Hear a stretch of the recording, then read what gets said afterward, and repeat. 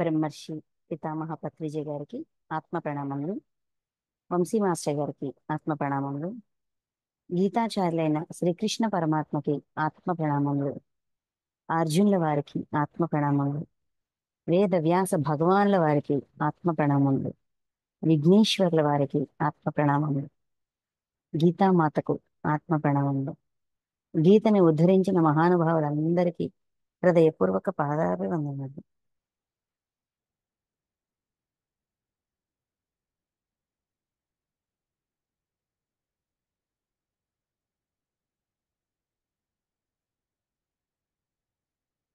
Okay masters, మనం శ్రీమద్ భగవద్గీత ఇందులోని 13వ అధ్యాయం క్షేత్రజ్ఞ విభాగ యోగం.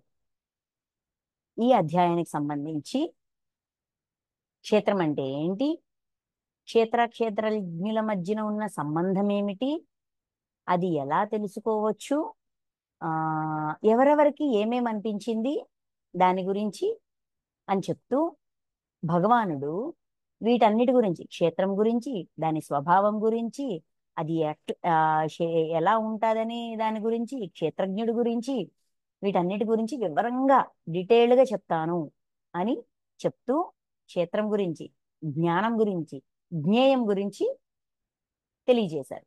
ఇప్పుడు మనం 19వ శ్లోకం నుంచి మొదలు పెట్టుకుందాం. ఇక్కడికి వచ్చేసరికి క్షేత్రజ్ఞుడు అంటే ఎవరు, క్షేత్రజ్ఞుడుగా మనం ఉండడం సాధ్యమా, సాధ్యం కాదా, ఉండొచ్చా, ఉండలేమా, అది ఎలాగ కుదురుతుంది, దానికి సంబంధించిన నాలెడ్జ్ కంటా కూడా ఇలా ఉంటే క్షేత్రజ్ఞుడి గురించి తెలుసుకోవచ్చు, ఇలా ఉంటే క్షేత్రజ్ఞుడి గురించి తెలుసుకోవచ్చు అన్నట్టుగా. అంటే మనం క్షేత్రజ్ఞుడిగా మారడానికి మనలో ఉండాల్సింది ఏంటి అనే విధంగా చెప్తారు. ఇది చెప్పాక క్షేత్రము క్షేత్రజ్ఞుడు ఈ ఇద్దరికి ఉన్న సంబంధం ఏమిటి అంటే, క్షేత్రం వేరు క్షేత్రజ్ఞుడు వేరు అని విడదీసేశారు. ఇదంతా క్షేత్రం కిందకు వస్తుంది, ఇది క్షేత్రజ్ఞుడు అని మనకి చెప్పారు. చెప్పాక ఈ రెండిటిని విడివిడిగా చూస్తారేమో, రెండిటిని కలిపి చూడాలి. ఎందుకంటే రెండు కలిసే ఉన్నాయి అని వివరిస్తూ, ఆ అవగాహనలో ఉన్నవాళ్ళు ఎలా ఉంటారు, పరమాత్మ యొక్క అకర్తతత్వం, అకర్తత్వం అంటే ఏంటి, ఇవన్నీ చెప్పబోతున్నారు. సో ఈ విషయాలన్నీ మనం తెలుసుకుందాం. ఓకే మాస్టర్స్, సో మనం శ్లోకాల్లోకి వెళ్దాం.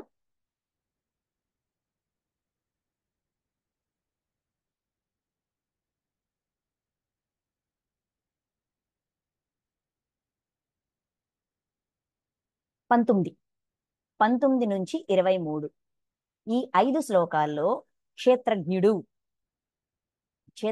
గురించి చెప్తారు. అంటే ఋషులు చెప్పేది, వేదాధ్యయనాలు చేసేవాళ్ళు చెప్పేది, ఆ తర్వాత జ్ఞానులు చెప్పేది, అంటే ఎక్కడెక్కడ వీళ్ళ గురించి వివరాలు ఉన్నాయి అనేది మనకు చెప్పారు కదా. అందులోంచి మొత్తం నుంచి క్రోడీకరించి మనకి ఇన్ఫర్మేషన్ ఇస్తున్నారు. మొత్తంలోకి మనం వెళ్ళి చూడలేం కదా. అందుకని ఇప్పుడు మనకి వంశీ సార్ గాని పత్రి సార్ గాని మన మాస్టర్స్ అందరూ ఏం చేస్తారు, మనకి ఏ విషయాన్నైనా సరే సులువుగా అర్థమయ్యేటట్టుగా అక్కడి నుంచి ఒక పాయింట్, ఇక్కడి నుంచి ఒక పాయింట్, ఇందులో నుంచి ఒక పాయింట్, అందులో నుంచి ఒక పాయింట్, అలా తీసి మొత్తాన్ని ఒక సబ్జెక్ట్ గా చేసి మనకు అందిస్తారు. ఎందుకంటే ఆచరించడానికి ఏది వీలుగా ఉంటుందో వినగానే ఓకే ఇది భలే ఉంది, దీన్ని ఆచరించేద్దాం అని అనిపించేంతగా సులువుగా మనకు అందిస్తారు కదా. అదే విధంగా భగవానుడు కూడా ఈ శాస్త్రాలన్నింటిలోనూ, వేదాల్లోనూ, ఋషుల యొక్క జ్ఞానంలోనూ, వీళ్ళన్నిట్లో ఉన్న విషయాలన్నిటినీ ఓవరాల్ గా ఒక క్రోడీకరించి అందులోంచి పాయింట్స్ తీసి మనకు అందిస్తుంది. ఇది మనం ఆచరిస్తే మనకు అర్థమవుతుంది ఏం చెప్పాలనుకుంటున్నారు అనేది. సో మనం శ్లోకాల్లోకి వెళ్దాం.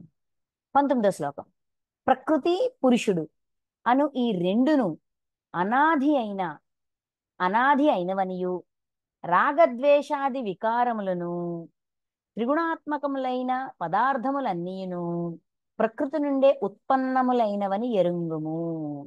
అంటే మనలోన ఎటువంటి అవేర్నెస్ రావాలి? విశ్వానికి సంబంధించిన సత్యం, పరమాత్మ తత్వానికి సంబంధించిన సత్యం, కర్మతత్వానికి సంబంధించిన సత్యం, ఆత్మతత్వానికి సంబంధించిన సత్యం, కాలతత్వానికి సంబంధించిన సత్యం, ఇవన్నీ మనకు చెప్పారు. చెప్పారు, ఓకే, చెప్పడం వరకు జరిగింది, మనం విన్నాం. కానీ ఆ ఎరుకలో ఉండాలి. ఏదైతే విన్నామో అది మన అవేర్నెస్ లోకి తెచ్చుకోవాలి. అంటే దాన్ని ఆచరణలోకి తెచ్చుకోవాలి. అప్పుడే క్షేత్రజ్ఞుడు అంటే ఏంటో అర్థమవుతుంది. అంటే క్షేత్రజ్ఞుడుగా జీవించడం ఎలా అనేది అర్థమవుతుంది, జీవించగలుగుతాము. చూడండి, ప్రకృతి పురుషుడు అను ఈ రెండును అనాది అయిన వనియు అంటే సనాతనమైనవి. ప్రకృతి సనాతనమైనది, ఏనాటి నుంచో ఉంది, సృష్టి యొక్క ఆది నుంచి ఉంది. అండ్ పురుషుడు అంటే ఆత్మ. పురుషుడు అంటే ఇక్కడ మొత్తం భగవద్గీత మొత్తంలోనూ పురుషుడు అంటే అయితే జీవాత్మ లేకపోతే ఆత్మ, సందర్భానికి తగ్గట్టుగా what ever it may be ఆత్మతత్వం, ఆత్మ చైతన్యం గురించి చెప్తారు. సో ప్రకృతి పురుషుడు ఈ రెండు కూడా అనాది అయినవి, అంటే ఏనాటి నుంచో సనాతనమైనవి, సృష్టి యొక్క ఆది నుంచి ఉన్నాయి. ఇప్పుడేదో కొత్తగా వచ్చినవి, ఇప్పుడే తయారైనవి అనుకుంటున్నామేమో. అంటే మనకిప్పుడు తెలిసింది కాబట్టి ఇప్పుడే వచ్చాయి అనుకుంటామేమో. మన అవేర్నెస్ ఇప్పుడు మొదలైంది, కానీ ఇవన్నీ ఏనాటి నుంచో ఉన్నాయి అని. ఇంకా రాగద్వేషాది వికారములను, రాగము ద్వేషము ఇటువంటి వికారములు, ఇటువంటి భావనలను త్రిగుణాత్మకములైన పదార్థములన్నీను, త్రిగుణాత్మకములైన అంటే త్రిగుణాలతో తయారైన పదార్థాలన్నీ కూడా అంటే మనలో ఉండే భావనలు, రాగద్వేషాలు, గుణాల వల్ల మనం ప్రవర్తించే గుణాల వల్ల మనం ఏమంటాము బయటికి ప్రదర్శించే గుణాల కారణంగా మనం ప్రదర్శించే పదార్థాలన్నీ అంటే మనం ప్రదర్శించే ఈ లక్షణాలన్నీ కూడా ప్రకృతి నుండే ఉత్పన్నములైనవని ఎరుంగుము. ఇవన్నీ కూడా ప్రకృతి నుంచే ఉత్పన్నములైనాయి. ప్రకృతి అంటే ఏంటి? మనకి క్షేత్రజ్ఞుడు క్షేత్రం గురించి చెప్పారు. పంచమహాభూతములు, దశేంద్రియములు, పంచేంద్రియ గ్రాహ్య విషయములు, మనస్సు, మళ్ళీ ఏంటిది స్థూల శరీరము, చైతన్యము, తర్వాత వికారములు, తర్వాత దుఃఖము, ద్వేషము, మనస్సు, అహంకారము, ఇవన్నీ కూడా క్షేత్రము. వీటన్నిటి నుంచే మనం తయారవుతాం. నిన్న చెప్పుకున్నాం, వీటన్నిటి నుంచే. ఇవన్నీ మనకిచ్చిన రా మెటీరియల్స్, ముడి పదార్థాలు. ఈ ముడి పదార్థాలని ఆధారంగా చేసుకొని మనం ఏదో తెలుసుకోవాలి, ఏదో అవ్వాలి, ఏదో పొందాలని తపనతో కారణలోకాల్లోకి, మహాకారణలోకాల్లోకి వచ్చాం కదా. మహాకారణంలో ఉన్న ఆత్మ జీవాత్మగా వచ్చి శరీరాలు తీసుకొని ఎక్కడెక్కడ జన్మలు తీసుకుంటే అక్కడెక్కడ జన్మలు తీసుకుంటూ ఇవన్నీ చేస్తున్నాం, రైట్? అయితే ఇదంతా కూడా ఈ విధంగా జరుగుతుంది. గుణాల వల్ల మనం ప్రదర్శించే గుణ ప్రభావంతో మనం ప్రదర్శించేది ఇవన్నీ కూడా ప్రకృతి నుంచే ఉత్పన్నములైనాయి, క్షేత్రం నుంచి ఉత్పన్నములయ్యాయని తెలుసుకో, ఎరుంగుము. ఆ అవేర్నెస్ లో ఉండండి. మనం ప్రదర్శించేది మన రియాక్షన్స్, మన యాక్షన్స్ ఇవన్నీ కూడా గుణం ఆధారంగా వచ్చింది, గుణ ప్రభావంతో ప్రదర్శిస్తున్నాము అని తెలుసుకుని ఈ యాక్షన్, మనం ఇచ్చే రియాక్షన్ వెనకున్న గుణం ఏంటి? ఆ గుణము ప్రకృతి నుంచి వచ్చింది అంటే పరమాత్మ మనకి ఇచ్చారు. సరే, ఆ గుణాన్ని, ఆయన ఇచ్చిన గిఫ్ట్ ని, ఇప్పుడు ఎవరైనా మనకు ఒక గిఫ్ట్ ఇచ్చారే అనుకుందాం, మనకు నచ్చిన పర్సన్, మనకు నచ్చిన గురువు మనకు ఒక గిఫ్ట్ ఇచ్చారు అనుకోండి, ఆ గిఫ్ట్ ని ఎలా చూస్తాము? ఎంత అపురూపంగా చూసుకుంటాము. దాన్ని ధూళి పడితే దాన్ని చక్కగా షోకేస్ లో పెట్టుకుంటాము. వాడే పదార్థం వాడేదే అయితే, వాడుకునేదైతే జాగ్రత్తగా వాడుకుంటాము. దాన్ని నీట్ గా క్లీన్ చేస్తాము. వాడుకున్నంతసేపు అయ్యో వీళ్ళిచ్చారని దాన్ని తలుచుకుంటూ ఒక కృతజ్ఞతా భావంతో ఉంటాము.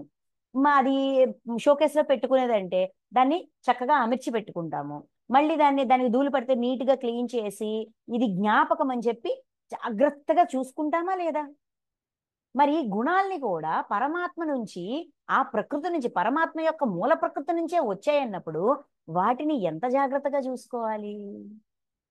వాటిని సత్కార్యాలకి, ఆ అహింసకే వినియోగించాలే తప్ప హింసకి వినియోగించకూడదు అనే అవేర్నెస్ ఎవరు తెచ్చుకోవాలి? మనమే కదా తెచ్చుకోవాలి. అదే కదా ఇక్కడ చెప్తున్నారు. చూడండి, ఇది అంటే ఈ ప్రకృతి పురుషుడు అనాది అయినవి, సనాతనమైనవి.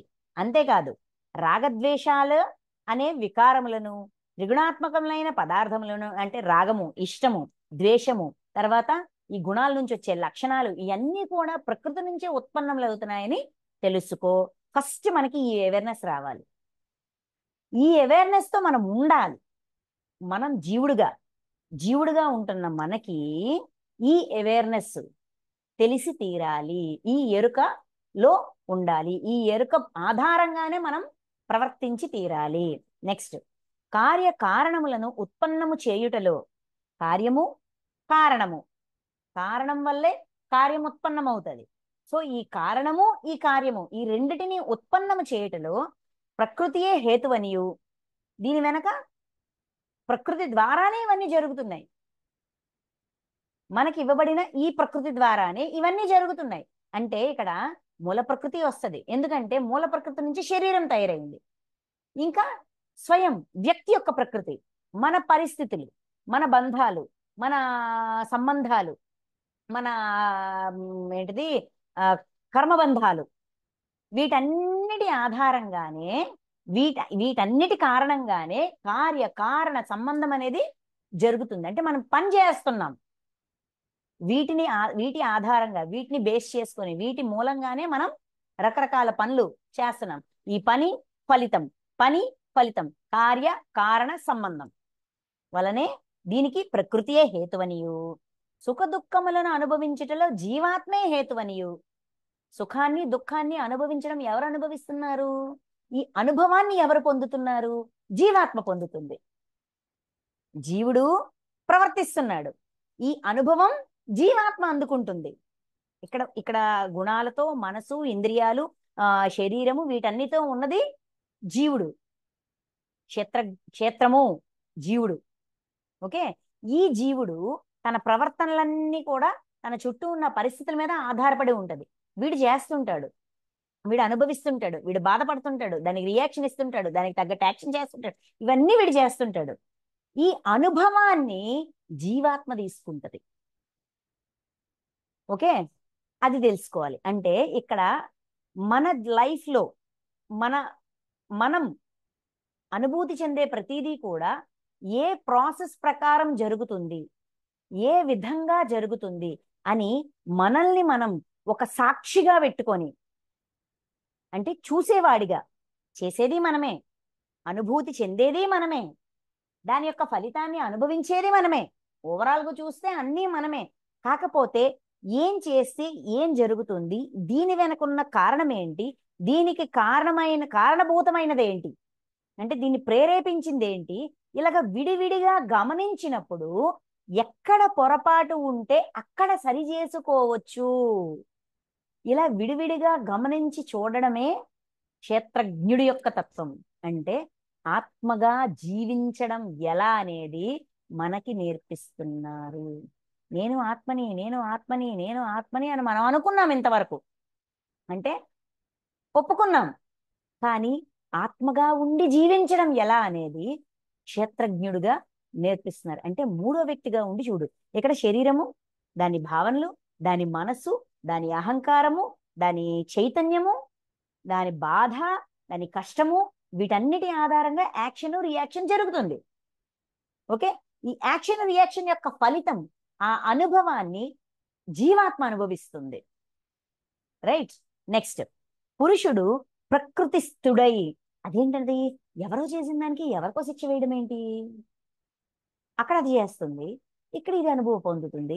ఓకే, అయితే దానికి సమాధానం, పురుషుడు ప్రకృతిస్థుడై ప్రకృతి నుండి ఉత్పన్నములైన త్రిగుణాత్మక పదార్థములను అనుభవించును. పురుషుడు అంటే ఆత్మ ప్రకృతిలో స్థితమై, ఈ శరీరంలో ఆత్మ స్థితమవుతుంది. స్థితమయ్యి ఈ ప్రకృతి నుంచి ఉత్పన్నములవుతున్న, తన చుట్టూ ఉన్న పరిస్థితుల నుంచి వస్తున్న ఉత్పన్నములవుతున్న త్రిగుణాత్మకమైన పదార్థములను, త్రిగుణాల వల్ల వచ్చే ఆ రియాక్షన్స్, మన గుణాల ప్రభావంతో మనం చేసే పనులను, ఆ పదార్థాలను అంటే వాటి రియాక్షన్స్ ని అనుభవిస్తుంది. అంటే మన జీవాత్మ ఇవన్నీ చేయడానికి, అంటే చేసేది ప్రకృతి అన్నారు, అనుభవించేది జీవాత్మ అన్నారు. ఎందుకలాగా?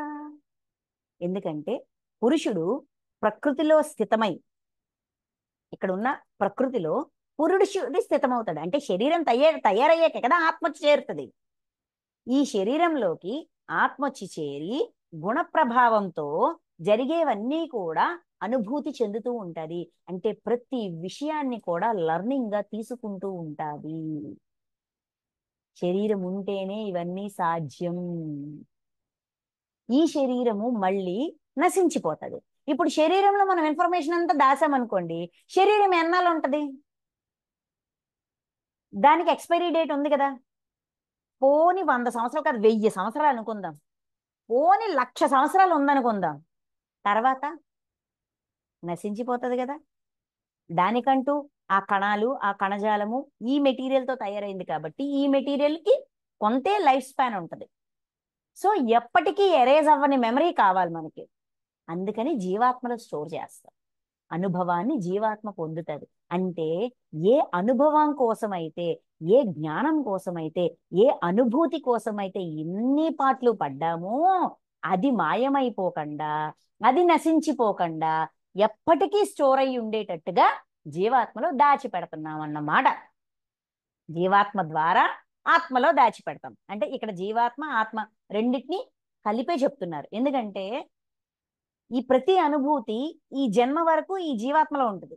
ఈ జన్మ గడిచిపోయింది, శరీరాన్ని విడిచిపెట్టేశాం. విడిచిపెట్టిన తర్వాత జీవాత్మ ఇంకో దానికి వెళ్తుంది. ఏం చేస్తుంది? ఇక్కడున్న డాటా అంతా కూడా ఆత్మలో స్టోర్ చేస్తూ ఉంటుంది. అంటే ఇప్పుడు మన మొబైల్ ఉంది, మొబైల్లోన ఫోటోలు తీస్తాం, లేదంటే కొన్ని మెసేజెస్ పెట్టుకుంటాం, ఇవన్నీ స్టోరేజ్ నిండిపోద్ది. అప్పుడు ఏం చేస్తాము? ఆ స్టోరేజ్ ని ఖాళీ చేయడానికి, మళ్ళీ కొత్త ఇన్ఫర్మేషన్ తెచ్చుకోవడానికి ఈ ఇంటర్నల్ మెమరీలో ఉన్న అవసరమైన విషయాలన్నీ కూడా drive loco, cloud storage loco, లేకపోతే హార్డ్ డిస్క్లోకో, లేకపోతే ల్యాప్టాప్ లోకో ట్రాన్స్ఫర్ చేసేస్తాం.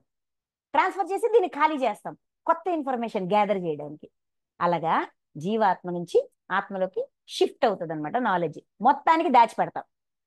ఎందుకు? ఆ అనుభవం కోసం కదా ఇన్ని పడింది. అందుకే ఇక్కడ ఏమంటున్నారు? పురుషుడు ప్రకృతిలో స్థితమై ఉత్పన్నములవుతున్న, ప్రకృతి నుండి ఉత్పన్నములవుతున్నా, మళ్ళీ ఏంటి? ఈ ప్రకృతి నుంచే ఉత్పన్నములవుతున్నాయి, ఈ శరీరం నుంచే ఉత్పన్నమవుతుంది.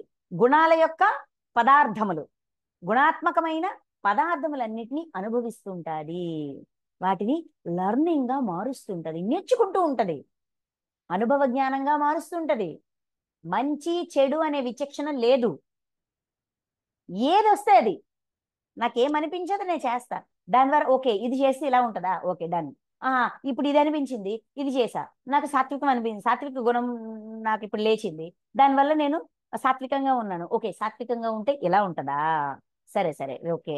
మరి రాజసంగా ఉంటే ఎలా ఉంటది, ఇదో అనిపిస్తుంది, దాన్ని బట్టి ప్రవర్తిస్తా, దాని ఫలితం ఓకే ఇలా ఉంటే ఇలా ఉంటుందా. ఇలాగ ప్రతిదీ కూడా మనమేదే ట్రై చేసి తెలుసుకుంటూ ఉంటాము. అనుభవపూర్వకంగా జ్ఞానాన్ని సంపాదిస్తూ ఉంటాము.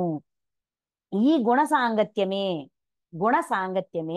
జీవాత్మ యొక్క ఉత్తమ అధమ జన్మలకు కారణము. గుణంతో సాంగత్యం చేసి మనం చేసే కర్మల కారణంగా జీవాత్మ ఉత్తమ జన్మలు, అధమ జన్మలు, అంటే అన్ని రకాల జన్మలు తీసుకుంటది. మంచి జన్మ తీసుకుంటది, చెడ్డ జన్మ తీసుకుంటది. అంటే ఇక్కడ మంచి చెడ అని కాదు, ఉత్తమ జన్మలు అంటే దివ్యత్వం కోసము, జ్ఞానం కోసం ప్రయత్నించే జన్మలు ఉంటాయి. లేదబ్బా నాకేమొద్దు, నేనేదో నాకు నచ్చినట్టు నేను ఉంటాను అని అలాంటి జన్మలు ఉంటాయి. అంటే ఇక్కడ మన కేటగరైజేషన్ అనమాట. తక్కువ లెర్నింగ్ ఉన్నది అధమ జన్మ, ఎక్కువ లెర్నింగ్ ఉన్నది ఉత్తమ జన్మ. కొన్ని జన్మలు ఏంటంటే ఏమి నేర్చుకోకుండా అలా వేస్ట్ చేసి పడేస్తుంది, దాన్ని అధమ జన్మగా అనుకోవచ్చు. ఏమొద్దు, ఏ లెర్నింగ్ తీసుకోకుండా, ఏమి చేయకుండా అలా ఉండిపోతాం. అలాగా రకరకాల జన్మలకి గుణ సాంగత్యమే కారణము. అంటే ఇక్కడ ఏం చేస్తున్నారండి? నేను చేశాను, లేదంటే పక్కవాడు చేశాడు, వాడి వల్ల నా లైఫ్ ఇలాగుంది, వీడి వల్ల నా లైఫ్ ఇలాగుంది, నా జన్మ వేస్ట్ అయిపోయింది, వాడు సరిగ్గా నేర్పలేదు, వీడు సరిగ్గా చెప్పలేదు, నేను సరిగ్గా నేర్చుకోలేకపోయాను, నాకు సరైన పరిస్థితులు లేవు, ఇలాగ రకరకాల వంకలు వెతుక్కుంటాం కదా. కానీ భగవంతుడు ఏం చెప్తున్నారు? ఎవ్వడి తప్పు లేదు ఇక్కడ, అసలు తప్పు అనేదే లేదు. దేని పద్ధతిగా అది జరుగుతూ పోతుంది. ఏది ఎలా జరగాలో, జీవుడు ఏం చేయాలో వాడు చేస్తున్నాడు, జీవాత్మ ఏం చేయాలో వాడు చేస్తుంది, ఏది ఎలా జరగాలో అలా జరుగుతూ పోతుంది, సహజంగా జరుగుతూ పోతుంది.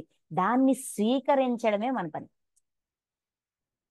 యాక్సెప్టెన్స్, పూర్తి యాక్సెప్టెన్స్. అంటే ఎక్కడ ఏం జరుగుతుంది అనేది గమనిస్తే, సూక్ష్మాల్లోకి వెళ్తే, లోతుల్లోకి వెళ్ళి చూస్తే ఎక్కడ ఏం జరుగుతోంది అనేది తెలుస్తుంది.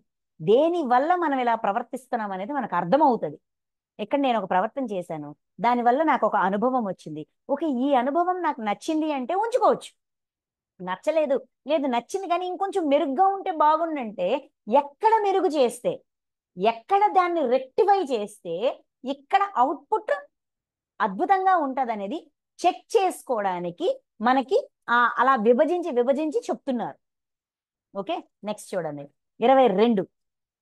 ఈ దేహమునందున్న ఆత్మ వాస్తవముగా పరమాత్మయే. అతడు సాక్షీభూతుడగుట వలన ఉపద్రష్ట అనియు, యథార్థ సమ్మతి నిచ్చువాడగుట వలన అనుమంత అనియు, అన్నింటినీ ధరించి పోషించువాడగుట వలన భర్త అనియు, జీవరూపములో భోక్త అనియు, బ్రహ్మాదులకును స్వామి అగుట వలన మహేశ్వరుడనియు, శుద్ధ సచిదానంద ఘన స్వరూపుడగుట వలన పరమాత్మ అనియు పిలవబడుచున్నాడు. పరమాత్మ యొక్క పేర్లు, పేర్లు వెనకున్న రీజన్స్ ఇచ్చారు. ఎందుకు ఇచ్చారు?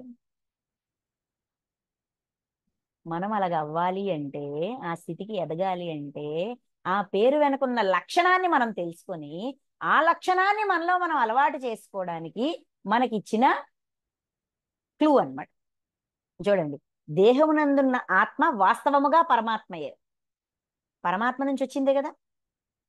పరమాత్మ నుంచి వచ్చిన ఆత్మే జీవాత్మగా మారి దేహంలో ఉంది. అంటే ఇండైరెక్ట్ గా చూస్తే దేహంలో ఉన్నది పరమాత్మే.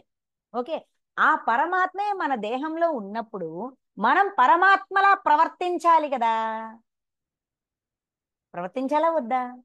ప్రవర్తించాలంటే పరమాత్మకున్న లక్షణాలు ఏంటో మనకు తెలియాలి కదా.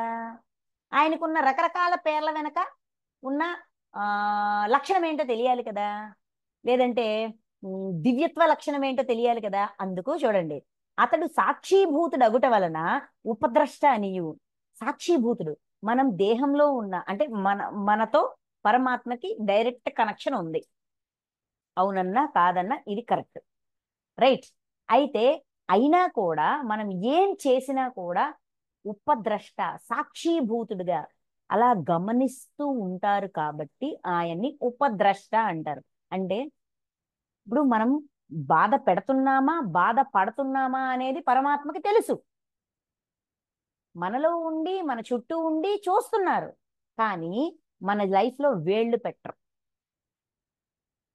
ఇలా చెయ్యకు, ఇలా ఉండకు, అలా చెయ్యకు, నీ నుంచి ఇవన్నీ లాగేస్తాను. ఇప్పుడు చూడండి, కల్కి మూవీలోన ఏమంటాము, కాంప్లెక్స్ కాంప్లెక్స్ ఏం చేశారు అక్కడ? ఆ కాంప్లెక్స్ లో ఉన్న ఆ మాస్టర్ ఏం చేశారు? నేచర్ మొత్తాన్ని తీసుకుని అందులో పెట్టేశారు. అక్కడ ఒక మాట అంటారు, ఎవరికి నచ్చినట్టు వాళ్ళు ఉండడం అనేది భగవంతుడు ఇచ్చేశాడు. బుద్ధి ఉన్నవాడు, బుద్ధి లేనివాడు ఎవరికి ఎలా నచ్చితే అలా ప్రవర్తిస్తున్నాడు. ప్రకృతిని ఎలా యూజ్ చేసుకోవాలో కూడా తెలియట్లా. అందుకని మొత్తాన్ని తీసి నా దగ్గర పెట్టుకున్నా. అలా మనతో పరమాత్మ ఉంటే మనం బతకగలమా? మనకి నచ్చుతుందా? అన్ని రెస్ట్రిక్షన్స్ తో జీవించడము సాధ్యమేనా? అందుకని మనల్ని రెస్ట్రిక్షన్స్ ఏమీ లేకుండా స్వేచ్ఛా సంకల్పం అనే వరాన్ని ఇచ్చి మరి జీవించనిస్తున్నారు. మూల ప్రకృతిని ఇచ్చారు, నేచర్ని ఇచ్చారు, అన్ని రకాల ప్రాణుల్ని ఇచ్చారు. అన్ని ఇచ్చి వీటన్నిటితో పాటు సహజీవనం చేస్తూ కలిసి జీవిస్తూ నేర్చుకోవడం ఇంకా ఈజీ అవుతుంది అని మనకు అందించారు. అందించిన తర్వాత మనం తప్పు చేసినా, ఒప్పు చేసినా, హింసించినా, హింస అనుభవించినా, ఏం చేసినా కూడా సాక్షిగా ఉంటున్నారు. ఎందుకు? ఇప్పుడు పిల్లలు నడుస్తూ ఉంటారు. వాళ్ళు నడక నేర్చుకునేటప్పుడు పడుతూ లేస్తూ పడుతూ ఇలా ఇలా కడుగు వేయడానికి ఇలా ట్రై చేస్తే దుబ్బని పెడతాడు. తలకి దెబ్బ తగులుతుంది, ముడుకులు దెబ్బ తగులుతుంది, అని రాగం పెడతారు. అయ్యో నాన్న దెబ్బ తగిలిందా అంటాము. అనేసి మరి నువ్వు నడకరా, నడిస్తే పడిపోతున్నావని నడొద్దని చెప్తామా? పర్వాలేదు నాన్న ప్రయత్నించని చెప్తామా? ఎందుకు చెప్తాం? బాధ కలుగుతుంది. కానీ నడక నేర్చుకుంటే వాడి మట్టుకు వాడు నడగలడు, వాడి కాళ్ళ మీద వాడు నిలబడగలడు, వాడికే మంచి జరుగుతాది. స్వయంగా నేర్చుకోవాలి అనే కదా వదిలేస్తున్నాము. మరి పరమాత్మ చేసేది కూడా అదే కదండి. అందుకే సాక్షిభూతుడు, ఉపద్రష్ట అంటారు. అంటే పరమాత్మ స్థితికి ఎదగాలన్నా, మనలో ఉన్న పరమాత్మ చైతన్యంలాగా మనం ప్రవర్తించాలన్నా ఉపద్రష్టగా ఉండాలి, అంటే సాక్షిభూతుడిగా ఉండాలి. ఎందుకంటే దీనికి ప్రూఫ్ ఇంకో డ్రీమ్ లో దొరికింది. ఒక మేడంకి ఒక డ్రీమ్ వచ్చింది. మహావతార్ బాబాజీ పుట్టినరోజు నాడు, బాబాజీ నాకు ఏదైనా జ్ఞానం ఇవ్వండి, నాకు ఏదైనా ఒక లర్నింగ్ ఇవ్వండి అని రిక్వెస్ట్ చేసి ధ్యానం చేస్తూ నిద్రపోయింది ఆవిడ. నిద్రపోతే డ్రీమ్ లోన ఆ ఆ మేడము, ఇంకొక మాస్టర్, అంటే తెలిసిన వ్యక్తి, బాగా పరిచయం ఉన్న వ్యక్తి, ఒక టీచర్ పొజిషన్ లో, ఆమె లైఫ్ లో టీచర్ పొజిషన్ లో ఉండి ఆమె బాగా గౌరవించే వ్యక్తి రూపంలో ఒక మాస్టర్ ఉన్నారు. ఇద్దరు కలిపి రోడ్డు మీద నడుచుకుంటూ వెళ్తున్నారు. వెళ్తుంటే ఈమె అడుగుతుంది, చెప్పిన మాట వినకపోతే నచ్చ చెప్పాలి కదా అన్నట్టుగా ఈవిడ అడుగుతుంది. ఎవరి జీవితంలోనూ ఇన్వాల్వ్ అవ్వద్దు, వాళ్ళ జీవితాన్ని వాళ్ళని జీవించనివి, ఆవేశంతో బలవంతంగా వాళ్ళ చేతలని వాళ్ళ చేష్టలని నిర్బంధించొద్దు అని చెప్తారు. చెప్తే అప్పుడు ఈవిడ అంటారు, అదేంటి చెప్పిన మాట వినకుండా తప్పులు చేస్తూ ఏది నేర్చుకోకుండా అడుక్కు తింటున్నా కూడా మాట్లాడకూడదా, ఏమీ చెప్పకూడదా అని ఈవిడ ఆవేశంగా అడుగుతుంది. అడిగితే అయినా కూడా చెప్పొద్దు, వాడు అడుక్కు తింటున్నా కూడా చెప్పొద్దు. ఎందుకంటే వాడు ఆ అనుభవం కోసం వచ్చాడు, వాడి జన్మ ప్రణాళికని డిస్టర్బ్ చెయ్యొద్దు. ఎదుటి వాడి స్వేచ్ఛా సంకల్పాన్ని హరించడమే సృష్టిలో మహాపాపం. అంటే భగవంతుడు మన పట్ల ఎలా ఉంటారో మనము మనతోని మన చుట్టూ ఉన్న వాళ్ళతోని అలా ఉండగలగడమే క్షేత్రజ్ఞుడిగా జీవించడం, ఆత్మగా జీవించడం. ఆత్మ అనుకోవడం వేరు, ఆత్మగా జీవించడం వేరు. అది నేర్పించారు, అది చెప్తున్నారు. ఇంకా నెక్స్ట్, యథార్థ సమ్మతిని ఇచ్చువాడు అగుట వలన హనుమంత అనియు. యథార్థ సమ్మతి, యథార్థంగా మనం ఎలా ఉండాలనుకుంటున్నామో దానికి సమ్మతిస్తారు. నాకు ఇలాంటి జన్మ కావాలి, ఓకే గో. నాకు ఇలాంటి జన్మ కావాలి, ఓకే టేక్ ఇట్. నాకు మంచి ఫ్యామిలీ కావాలి, టేక్ ఇట్. నాకు ధనవంతులైన కుటుంబం కావాలి, టేక్ ఇట్. యథార్థ సమ్మతి, ఏం కోరితే అది అందించడం వలన, యథార్థ సమ్మతినిచ్చుట వలన హనుమంత అనియు, అన్నింటినీ ధరించి పోషించేవాడు అగుట వలన భర్త అనియు, అన్నింటినీ ధరించి పోషించేవాడు. ధరించడం అంటే ఆ ప్రకృతి నుంచే శరీరం ఇచ్చారు, ఆ శరీరానికి కావలసిన పోషణ, అంటే ఆ శరీరాన్ని పోషించుకోవడానికి కావలసినవన్నీ మనకు అందించారా లేదా? ఎవరికి తగ్గట్టు వాళ్ళ వస్తువులు వాళ్ళ దగ్గర ఉన్నాయి. ధరించేవారు, పోషించేవారు కాబట్టి భర్త అని. జీవరూపములో భోక్త అనియు, అంటే జీవుడి రూపంలో భోక్త. దాన్ని దేన్నైనా సరే ఆ ఆస్వాదించడం, ఎంజాయ్ చేయడం, అంటే తీసుకోగలగడం. ఆ రుచిని గాని, ఆ టేస్ట్ ని గాని, లేదంటే ఆ వాసనని, ఆ స్పర్శ జ్ఞానం, ఇవన్నీ కూడా అనుభూతి చెందుతున్నారు, జీవుడి ద్వారా అనుభూతి పొందుతున్నారు కాబట్టి భోక్త అనియు. బ్రహ్మాదులకును స్వామి అగుట వలన, అంటే మాస్టర్స్ అందరికీ మాస్టర్ అయ్యుండి వల్ల, దేవాత్మలందరికీ దేవుళ్ళందరికీ అందరికీ మాస్టర్ దైవం కాబట్టి, స్వామి కాబట్టి, బ్రహ్మాదులందరికీ స్వామి కాబట్టి మహేశ్వరుడనియు, శుద్ధ సచిదానంద ఘన స్వరూపుడు అగుట వలన పరమాత్మ అనియు పిలవబడుచున్నారు. శుద్ధ సచ్చిదానందం, శుద్ధమైన సత్ చిత్ ఆనందం, అంటే సత్యం వల్ల వచ్చే సత్యం వల్ల హృదయంలో వచ్చే ఆనందానికి రూపం. సత్యాన్ని పట్టుకోవడం వల్ల వచ్చే ఆనందం ఎలా ఉంటది అనేది ఆయన నేర్పిస్తారు. కాబట్టి పరమాత్మ, పరమాత్మకి డెఫినిషన్ సత్ చిత్ ఆనందానికి రూపం. కాబట్టి పరమాత్మనియు పిలవబడుచున్నారు. అంటే సత్యంలోనే ఆనందాన్ని వెతుక్కోవాలి గాని భ్రమల్లో కాదు. నా సత్యం ఏంటి? నేను ఆత్మ పదార్థాన్ని, నేను ఆత్మగా జీవించడం నేర్చుకున్నప్పుడు నా ప్రవర్తన వెనక, నా కారణం వెనక, నా కార్యం వెనక, నా బాధ వెనక, నా దుఃఖం వెనక, నా ద్వేషం వెనక, నా అసూయ వెనక, నా సంతోషం వెనక, నా ప్రేమ వెనక ఉన్న కారణం నేను వెతకగలుగుతాను, చూడగలుగుతాను. కారణాన్ని చూసినప్పుడు దాన్ని సరిచేసుకుంటాను కదా, అప్పుడు ఆ శాశ్వతమైన ఆనందాన్ని పొందుతాను కదా. అది నేర్పిస్తున్నారు. ఇది క్షేత్రజ్ఞుడిగా ఉండడం. నెక్స్ట్, ఈ విధముగా పురుషుని తత్వమును అంటే ఆత్మ యొక్క తత్వమును, గుణసహితమైన ప్రకృతి తత్వమును, గుణాలతో కూడి ఉన్న ప్రకృతి తత్వమును, ఇక్కడ మూల ప్రకృతి వస్తుంది, స్వయం ప్రకృతి వస్తుంది, మొత్తం వస్తుంది. తత్వమును తెలుసుకునేవాడు, ఇది పూర్తిగా అవగాహన చేసుకున్నవాడు, ఆ అవగాహనతో జీవిస్తున్నవాడు అన్ని విధములుగా, అన్ని విధములుగాను కర్తవ్యాకర్తవ్యాలను ఆచరించుటప్పటికీ పునర్జన్మ పొందడు. కర్తవ్యాన్ని అకర్తవ్యాన్ని, కర్తవ్య అకర్తవ్యములను అంటే ఆ చెయ్యాల్సినది, చెయ్యబడుతున్నది, రెండింటినీ వెనక రెండు చేస్తున్నా కూడా, తన కర్తవ్య కర్మలను నిర్వర్తిస్తున్నా కూడా పునర్జన్మ పొందడు. ఎందుకంటే ప్రతి దాని కారణాన్ని వెతుకుతాడు, కారణానికి తగ్గట్టుగా ప్రవర్తిస్తాడు. మంచిని చెడుని, మంచి ఫలితాన్ని చెడు ఫలితాన్ని, బాధనిచ్చేదాన్ని సుఖాన్ని ఇచ్చేదాన్ని, ఆనందాన్ని ఇచ్చేదాన్ని, ద్వేషాన్ని ఇచ్చేదాన్ని అన్నింటినీ స్వీకరిస్తాడు. స్వీకరించి దీని వెనక నా కారణం ఏంటి, నా గుణం ఏంటి, నా తత్వం ఏంటి, ఈ ఆత్మలో ఏం దాచిపెట్టాను, ఈ లెక్క ఏంటి, లెక్కలు వెతుక్కుంటాడు. లెక్క వెతుక్కొని దానికి తగ్గట్టుగా ప్రవర్తిస్తాడు. కాబట్టి పాత లెక్కలు క్రియేట్ చేస్తాడు, కొత్త లెక్కల్లో ఇరుక్కోడు. కాబట్టి జన్మ తీసుకోవాల్సిన అవసరం ఉంది. అంటే ఇనప సంఖ్యల్లోనూ తను తాను బంధించుకోడు, బంగారు సంఖ్యల్లోనూ తను తాను బంధించుకోడు. అంటే పాపకర్మ పుణ్యకర్మ ఈ రెండు కేటగిరీస్ దాటి సత్యకర్మలో ఉంటాడు. కాబట్టి పునర్జన్మ ఉండదు. నెక్స్ట్, ఇది ఆ క్షేత్రజ్ఞుడు అంటే క్షేత్రజ్ఞుడుగా జీవించు అని మనకిచ్చిన డైరెక్షన్, మనల్ని అటువైపు మళ్ళించడానికి ప్రయత్నం చేస్తున్నారు. అందుకే ముందేం చెప్పారు, క్షేత్రం గురించి చెప్పారు, తర్వాత జ్ఞానం గురించి చెప్పారు, తర్వాత జ్ఞేయం గురించి చెప్పారు, పరమాత్మ గురించి చెప్పారు. అది చెప్పాక క్షేత్రజ్ఞుడి గురించి చెప్పారు. ఇవన్నీ అర్థమైతే గాని ఆత్మగా జీవించలేము. కాబట్టి మొత్తం ఇన్ఫర్మేషన్ ఇచ్చారు. అంతేకాదు, ఇంకా ఉంటది. నెక్స్ట్ చూద్దాం. 24, 25 ఈ రెండు శ్లోకాల్లో ఆ ఎలా దాటొచ్చు అంటే క్షేత్రజ్ఞుడిగా ఎలా ఉండొచ్చు,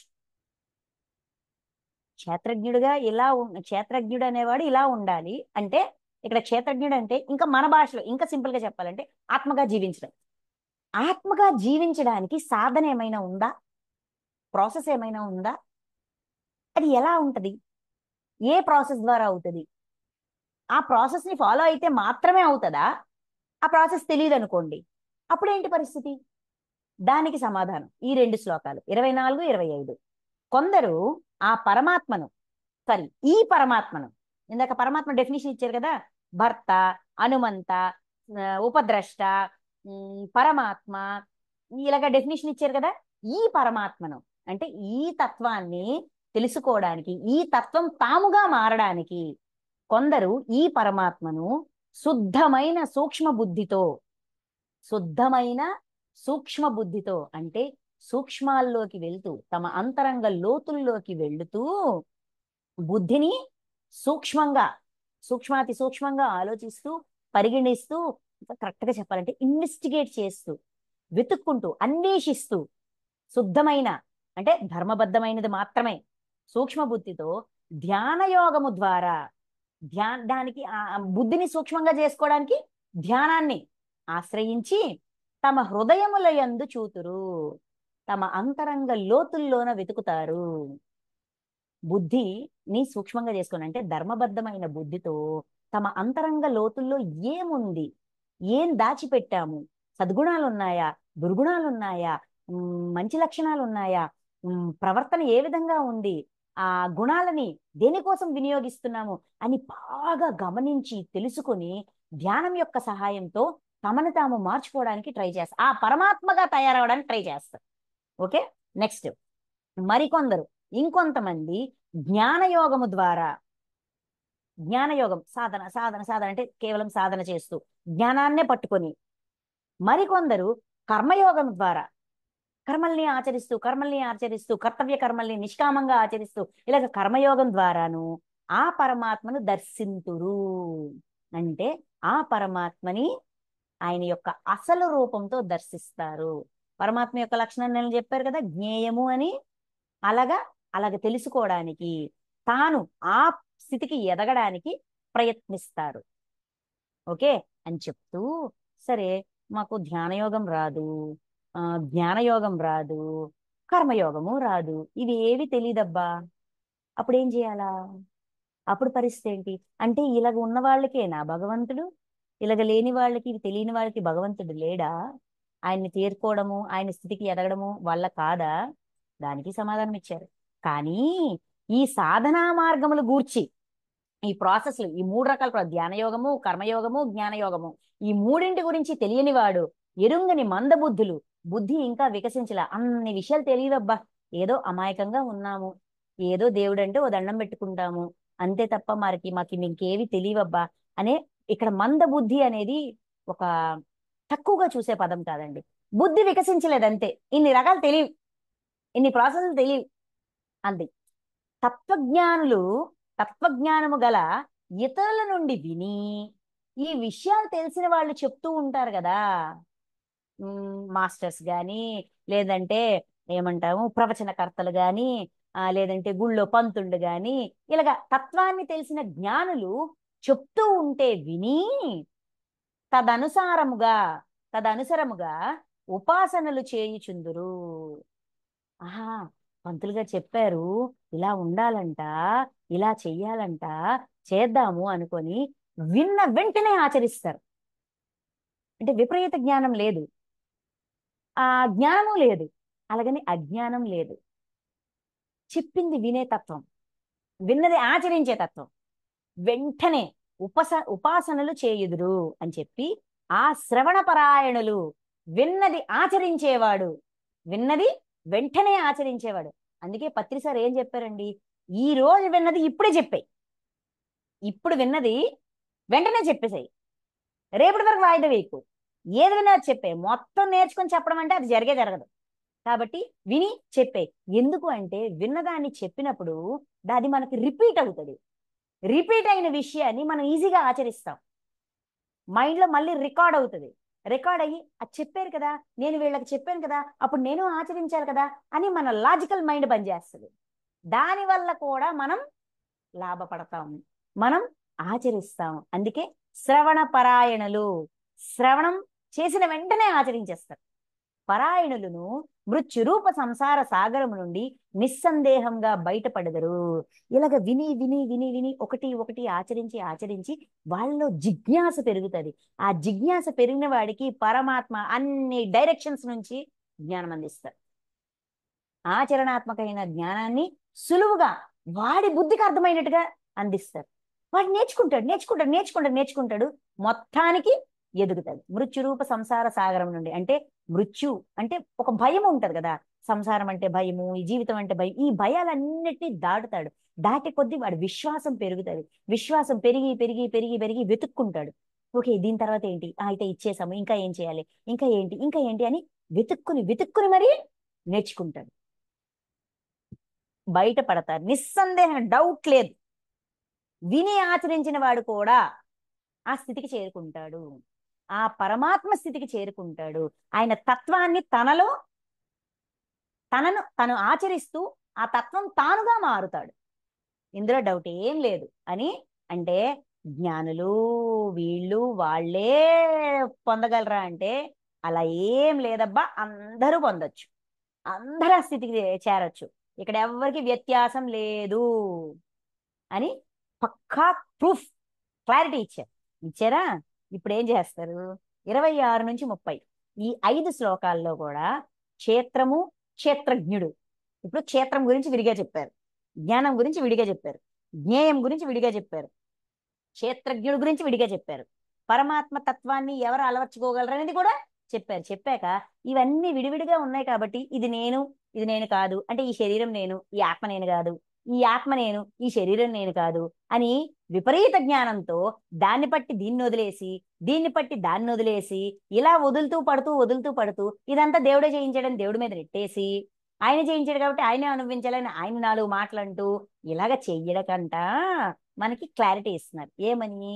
క్షేత్రము, క్షేత్రజ్ఞుడి మధ్యలో ఉన్న అనుబంధం, కనెక్టివిటీ, దాని గురించి చెప్తారు. మిస్అండర్స్టాండ్ చేసుకోవద్దు.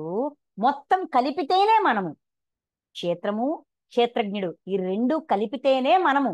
కాకపోతే అవగాహన చేసుకుంటూ ఆత్మ ఏమంటాము, ఆధ్యాత్మికంగా ఎదగడానికి, ఆత్మపరంగా జీవాత్మపరంగా ఎదిగి ఆ జ్ఞానవంతులం అవ్వడానికి, దివ్య జ్ఞాన ప్రకాశం పొందడానికి, పరమాత్మ స్థితికి ఎదగడానికి ఇవి హెల్ప్ అవుతాయి. విడివిడిగా చూస్తే మనకి ఈజీ అవుతుంది నేర్చుకోవడం. ఎక్కడ పొరపాటు ఉంది, ఎక్కడ సరిదిద్దుకోవాలి, గుణం దగ్గర సరిదిద్దుకోవాలా, ప్రవర్తన దగ్గర సరిదిద్దుకోవాలా, మాట దగ్గర సరిదిద్దుకోవాలా, ఆత్మలో సరిదిద్దుకోవాలా, జీవాత్మలో సరిదిద్దుకోవాలా, జీవుడిగా సరిదిద్దుకోవాలా, ఎక్కడ సరిదిద్దుకోవాలి, ఎక్కడ పొరపాటు జరుగుతుందని సూక్ష్మాల్లో గమనించి అక్కడ మార్చుకుంటే మొత్తం సరవుతుంది అనే విషయాన్ని తెలియజేయడానికి విడివిడిగా చెప్పారు. ఇప్పుడు మొత్తం కలిపి చెప్తారు చూడండి ఈ 5 శ్లోకాల్లో.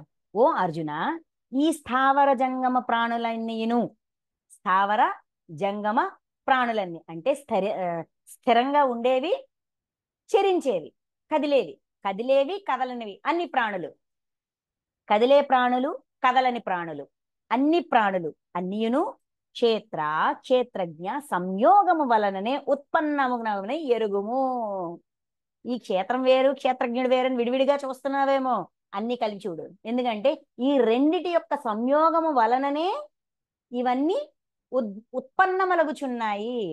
క్షేత్రము కావాలి, క్షేత్రజ్ఞుడు కావాలి. ఈ రెండిటి యొక్క కలయిక వలనే ప్రాణులన్నీ ఉత్పన్నమవుతున్నాయి. ఈ రెండు కలిస్తేనే ప్రాణి. కాబట్టి విడివిడిగా చూడు, ఒకటిగా ప్రవర్తించు అని చెప్తున్నారు. చెప్తూ ఆ అవేర్నెస్ లో కూడా ఉండాల. ఏదో ఒక అవేర్నెస్ పెట్టుకుంటామంటే కాదు, అన్ని అవేర్నెస్ లో ఉండాలా. ఎందుకు అంటే సమయానికి తగ్గట్టుగా, సందర్భానికి తగ్గట్టుగా, ఆ పరిస్థితికి తగ్గట్టుగా, భావనకి తగ్గట్టుగా ఎక్కడ పొరపాటు జరిగింది, ఈ ఇన్ని లెవెల్స్ లోన, ఇన్ని కేటగిరీస్ లోన ఎక్కడ పొరపాటు జరిగిందని తెలుసుకుని మళ్ళీ మన ప్రవర్తన ఏకమై విడివిడిగా ఉండు, విడివిడిగా చూడు, కలిసి ప్రవర్తించు, అది నేర్పిస్తారు. నశ్వరములైన చరాచర భూతములు యందు అంటే ప్రాణుల యందు సమముగా స్థితుడయ్యున్న పరమేశ్వరుడు నాశరహితుడు. ఇంకొక క్లారిటీ ఇచ్చారండి. నశించే చరాచర భూతములు అంటే చరించేవి, చరించనివి, కదిలేవి, కదలనివి, ఈ ప్రాణులన్నీ కూడా నశిస్తాయి కదా.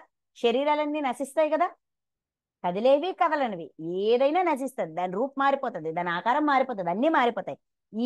వీటన్నిటి యందు, ఈ ప్రాణులన్నిటి యందు సమముగా స్థితుడయ్యున్న పరమేశ్వరుడు. అంటే మనం అనుకుంటాము కుక్కది నీచ జన్మ, పందిది హీనమైన జన్మ, మనిషిది గొప్ప జన్మ అనుకుంటాం కదా. అన్ని ప్రాణుల్లో నేను సమానంగా ఉన్నాను, ఎక్కువ తక్కువ లేవు ఇక్కడ. అందరిలోనూ 100% ఉన్నారు. ఒక దాంట్లో 10%, ఒక దాంట్లో 100%, ఒక దాంట్లో 50% లేరు. అందు సమముగా స్థితుడై ఉన్న పరమేశ్వరుడు నాశరహితుడు. అన్ని ప్రాణుల్లో పరమాత్మ సమానంగా ఉన్నారు. ఆయన అందరిలో సమానంగా ఉన్నప్పుడు గుడిలో దైవానికి ఇచ్చే విలువే మన చుట్టూ ఉన్న ప్రాణులకి ఇవ్వాలి కదా.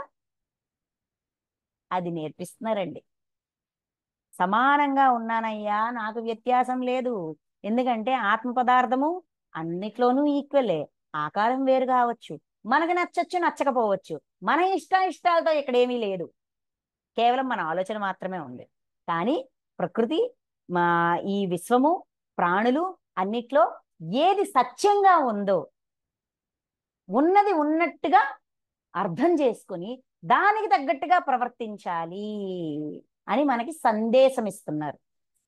సమముగా స్థితుడై ఉన్న పరమేశ్వరుడు నాశరహితుడు, నాశనం లేనివాడు. ఆ పరమేశ్వరుడికి నాశనం లేదు. అంటే ఆ ప్రాణి ఈ జన్మలో ఇది కావచ్చు, వచ్చే జన్మలో ఇంకోటి కావచ్చు, ఆ వచ్చే జన్మలో ఇంకోటి కావచ్చు. ఏ మనం ఆ జన్మలు తీసుకోలేదా? మనం ఆ జన్మల నుంచి రాలేదా? వచ్చాం కదా. అన్ని జన్మలు మనము తీసుకున్నాం. ఒక ఒక ప్రాణిని చూసి అసహించుకునే ముందు, లేదంటే లోకుగా చూసే ముందు, హీనంగా చూసే ముందు, నేను కూడా ఆ జన్మ తీసుకొని ఈ జన్మకి వచ్చిన దాన్ని, నాలో ఉండే ఆత్మ చైతన్యము, దానిలో ఉండే ఆత్మ చైతన్యము మొత్తము పరమాత్మ యొక్క చైతన్యమే అని ఎప్పుడైతే మనం అంగీకరిస్తామో, మనస వాచ కర్మణ త్రికరణ శుద్ధిగా జాగృత స్వప్న సుషుప్తి అవస్థల్లో, ప్రతి అవస్థలోను, త్రయీ అవస్థల్లోనూ ఈ ఎరుకతో ఉండడం అవసరం. అట్టి పరమేశ్వరుని చూచువాడే నిజమైన ద్రష్ట. పరమాత్మని ఉపద్రష్ట అన్నారు. ఎవరైతే ఈ అవగాహనతో, అన్ని ప్రాణుల పట్ల ఈ అవగాహనతో ఉంటాడో వాడు ద్రష్ట. వాడు సాక్షితత్వాన్ని నేర్చుకున్నవాడు, సాక్షిగా ఉండగలడు. ప్రతి దాన్ని, దాని యొక్క భావనలని, దాని యొక్క బాధని, దాని యొక్క కష్టాన్ని తన బాధగా భావించి చూడగలుగుతాడు. నా శరీరానికి ఈ బాధ కలిగిందంటే దాని శరీరానికి కూడా ఏదైనా గాయం తగిలితే దాని బాధ కూడా ఇలానే ఉంటది. నా నా జీవితము, నా శరీరము, నా లైఫ్ నాకెంత ఇంపార్టెంటో దాని లైఫ్ కూడా దానికి అంతే ఇంపార్టెంట్. ఎవరి జీవితం వాళ్ళకి విలువైనదే. ఇలాగ అర్థం చేసుకోగలడం, ఆ అవగాహనతో జీవించడమే ద్రష్ట. నెక్స్ట్, సమస్త ప్రాణుల యందును సమభావముతో నుండు పరమేశ్వరుని సమత్వ భావముతో చూచువాడు ఆత్మహంతకుడు కాడు. సర్వ ప్రాణుల యందును, అన్ని ప్రాణులందు సమభావముతో ఉండు అంటే ఇక్కడ అందరిలోనూ సమంగా ఉన్నాను, ఈక్వల్ క్వాంటిటీలో ఉన్నానని చెప్పారా? ఇప్పుడు ఏమంటున్నారు? సమభావంతో కూడా ఉన్నాను. నాకు నా దృష్టిలోన అంటే పరమాత్మ తన దృష్టిలోన ఈ ప్రాణి ఎక్కువ, ఈ ప్రాణి తక్కువ, అది ఎక్కువ, ఇది తక్కువ, చరించేది తక్కువ, చరించనేది ఎక్కువ అనే భేదం లేదు. భావం కూడా సమంగానే ఉంది. అన్ని ప్రాణుల సమస్త ప్రాణుల యందును సమభావముతో నుండు పరమేశ్వరుని సమభావంతో చూచువాడు. ఆయన అందరి పట్ల ఎంత ఈక్వల్ మైండ్, సమమైన ప్రేమతో, సమభావంతో ఉంటారు. అందరూ నాకు సమానమే. నా అంటే పరమాత్మ దృష్టిలో మనం అందరము సమానమే. ఆయన మనకు అందించే ప్రేమ ఈక్వల్, ఆయన మనలో ఉన్న భాగము ఈక్వల్, అన్నీ ఈక్వలే. ఆ ఉన్నది ఉన్నట్టుగా అర్థం చేసుకున్నవాడు, సమభావంతో, సమత్వ భావంతో చూచువాడు. అంటే అన్ని ప్రాణుల పట్ల అటువంటి భావం, పరమాత్మకి అన్ని ప్రాణుల పట్ల ఎటువంటి భావం ఉంటుందో, ఏ మనిషికైతే అన్ని ప్రాణుల పట్ల అదే భావన ఉంటాదో వాడు ఆత్మహంతకుడు కాడు.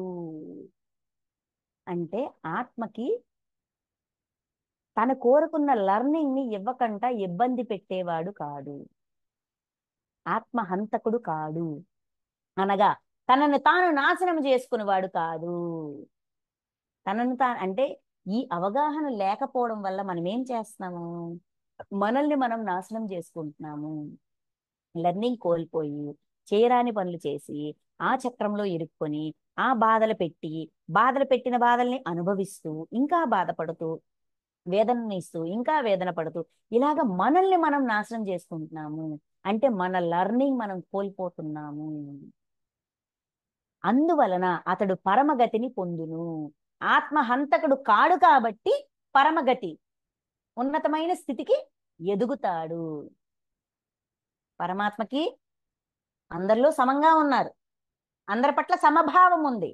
ఈ సమత్వంతో చూడడం, ఆ సమభావంతో ప్రవర్తించడం, ఈ రెండు చేసిన వాడు పరమగతిని పొందుతాడు. వాడు ఆత్మహంతకుడు కాడు.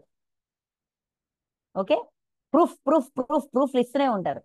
సకల కర్మలు అన్ని విధములుగాను ప్రకృతి ద్వారానే జరుగుచున్నవని, చేసే ప్రతి పని కూడా ప్రకృతి యొక్క ప్రభావంతో చేస్తున్నామని, అంటే మన పరిస్థితుల యొక్క ప్రభావం, లేదంటే అక్కడ పరిస్థితి అంటే మన చుట్టూ ఉండే పరిస్థితులు అనుకుంటాం, మన అంతర్గుణాల ప్రభావం కూడా. ఈ పరిస్థితి మనలో అంతరంగా ఉన్న గుణాన్ని లేపుతుంది, ప్రేరేపిస్తుంది. ఆ గుణం వల్ల మనం ఆ పని చేస్తాం. సో ఇవన్నీ ప్రకృతి వల్ల జరుగుతున్నాయని ఆత్మ అకర్త అనియు, ఆత్మ పని కట్టుకొని మన చేత ఏం చేయొచ్చు అట్లా. నా ఆత్మ ఆదేశానుసారం నేను ఈ పని చేశాను. ఆత్మ ఎవరిని ఆదేశించదు, అది సాక్షిగా ఉంటది, హాయిగా మహాకారం లోకాల్లో ఉంటది. ఉండి మనం ఏ ఇన్ఫర్మేషన్ ఇస్తే ఆ ఇన్ఫర్మేషన్ దాచిపెడుతుంది. దాని పనే అది. ఇన్ఫర్మేషన్ దాచిపెట్టడమే ఆత్మ పని. కాబట్టి ఆత్మ అకర్త. ఆత్మ మీద తోసేయకండి. మన గుణాల వల్ల మనం ప్రవర్తిస్తున్నాము అని యాక్సెప్ట్ చేయమంటున్నారు. అంటే మనల్ని మనం చేసే ప్రతిదానికి ఏదో ఒక వంక వెతుకుతాం కదా, కారణాలు వెతుకుతాం కదా, వెతకొద్దు. ఇక్కడ ఎవ్వరు పొరపాట్లేదు. మన గుణాలు, మన ప్రవర్తన, మన ప్రకృతే కారణం, అంటే మనమే కారణం. ఆత్మ అకర్త అనియు ఎరింగినవాడు, ఈ అవేర్నెస్ లో ఉన్నవాడు, వాస్తవముగా చూచువాడు, ఉన్నది ఉన్నట్టుగా చూస్తున్నవాడు. అంటే ఎవరి మీద తోసేయకుండా సత్యాన్ని ఉన్నది ఉన్నట్టుగా చూడడానికి ప్రయత్నిస్తాడు. అసలు కార్యకారణ సంబంధాన్ని వెతికి వెతికి వెతికి వెతికి తెలుసుకుంటాడు. వాస్తవాన్ని చూచువాడు, ఏం ఎలా జరుగుతుందో దాన్ని అలానే చూస్తున్నాడు, దాన్ని అలానే అర్థం చేసుకుంటున్నాడు. కాబట్టి మార్చడం ఈజీ అవుతుంది. పక్క వాళ్ళ మీద నెట్టేసో, లేకపోతే ఇంకోళ్ళ మీద నెట్టేసో, లేకపోతే ఆత్మ మీద నెట్టేసో, లేదంటే దైవం మీద నెట్టేసో మనం ఈ పూట గేటాన్ అయిపోతుంది, ఈ జన్మ గేటాన్ అయిపోద్ది. తర్వాత ఈ జన్మ పూర్తయినాక మన సినిమా మనకు చూపిస్తారు చూసారా, ఈ జన్మంతా ఎలా జీవించామని మొత్తం ఒక తెర మీద సినిమా వేసి చూపిస్తారు. అప్పుడు లబో దిబో కొట్టుకుంటాం. అయ్యయ్యయ్య, ఎంత పొరపాటు చేశాను, ఎంత పొరపాటు చేశానని మళ్ళీ మనమే పిక్కుంటాం. మనల్ని మనమే ఏం నేర్చుకోవడానికి వెళ్ళాను, ఏం చేశాను, అయ్యయ్యో నాకు ఎన్ని అవకాశాలు వచ్చాయి, ప్రతిదీ మిస్ చేసుకున్నానే అని విపరీతంగా అల్లాడిపోతాం. అందుకని ఉన్నది ఉన్నట్టుగా వాస్తవముగా చూచువాడు ఆత్మ అకర్త అనియు, సకల కర్మలను అన్ని విధములుగా చూడండి, సకల కర్మలు అన్ని పనులు అన్ని విధాలుగా అన్ని రకాలుగా ప్రకృతి ద్వారానే జరుగుచున్నాయి అని అవగాహన, ఆ ఎరుకలో ఉంటారు. వేరువేరుగా గోచరించుచున్న ప్రాణులన్నీను, అంటే ఇప్పుడు క్షేత్రం వేరు క్షేత్రజ్ఞుడు వేరు అని విడివిడిగా తీసేసేస్తారేమో, తీసికండి.